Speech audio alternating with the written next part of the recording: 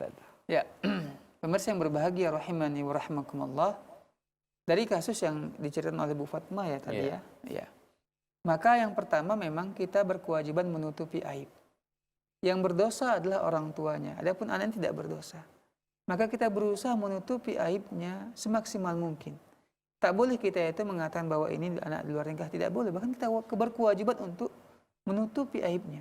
Dan juga dalam agama kita diperintahkan untuk itu. Ya, Nabi juga menganjurkan dan memerintahkan kepada kita untuk menutup aurat ataupun menutup aib. Ya, aurat di sini artinya adalah aib ya seorang muslim.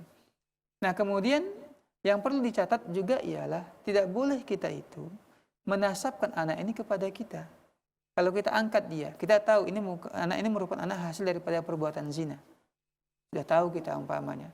Nah, jangan pula kita ambil, kita angkat, kemudian kita masukkan nasab dia kepada suami kita. Tidak boleh. Ya, artinya apa? Dia tetap dinasabkan kepada ibunya. Bukan kepada ayah biologisnya, tapi kepada ibunya. Karena secara biologis mungkin dia benih daripada yang menghamili ibunya. Tapi secara syariat dia bukan bapaknya. Bukan bapak secara syariat. Maka tidak boleh dinasabkan dia kepada bapaknya, tapi dinasabkan kepada ibunya. Kemudian di sini juga ya kita harus